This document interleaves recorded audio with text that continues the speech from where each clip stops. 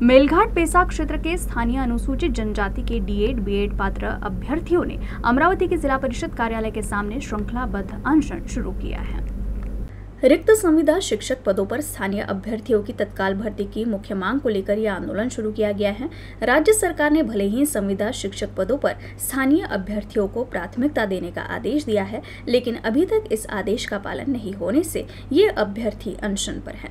प्रदर्शनकारियों का कहना है कि इससे शैक्षणिक सत्र 2024-25 में आदिवासी विद्यार्थियों की पढ़ाई का नुकसान हो रहा है। मैदानी क्षेत्र के शिक्षकों के मेलघाट में आने से इनकार करने के कारण कई स्कूलों में शिक्षकों के पद रिक्त है। वर्तमान में करीब 885 डीएड बीएड धारक बेरोजगार है। इन अभ्यर्थियों की तत्काल भर्ती की मांग करते हुए आंदोलन तेज करने की चेतावनी दी गई है।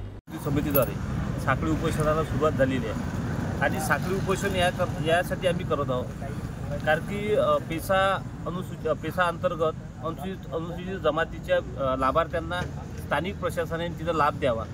शिक्षक म्हणून ज्या लोकांची त्यांनी नियुक्ती केलेली आहे, आतापर्यंत पेसा अंतर्गत जे अदर आदिवासी लोकांना नॉन ट्रायबल लोकांना त्यांना नियुक्ती करण्यात आली, परंतु शासन निर्णय हा म्हणते का स्थानिक आदिवासींना बीएड डीएड धारकांना तिथे नियमितपणे त्यांना नोकरी देण्यात यावी, परंतु असं स्थानिक प्रशासन करताना दिसत नाही।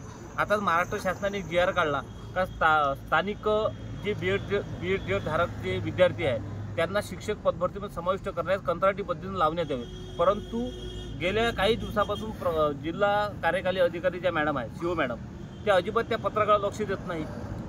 त्या एके आमच्या विद्यार्थ्यांची नियुक्त्या करण्यास तयार नाही आणि त्यांना आम्ही निवेदन द्यायला गेलो, ठीक आहे बघू करू। एकीकडे पालघर जिल्ह्यामध्ये ऑलरेडी 1000-1500 विद्यार्थ्यांच्या नियुक्त्या झाल्या, ते महाराष्ट्रामध्ये पालघर जिल्हा ह्या महाराष्ट्रामध्येच येतो, परंतु अमरावती जिल्हा पाकिस्तानमध्ये येते का हा आमचा आज प्रश्न आहे CO मॅडमला।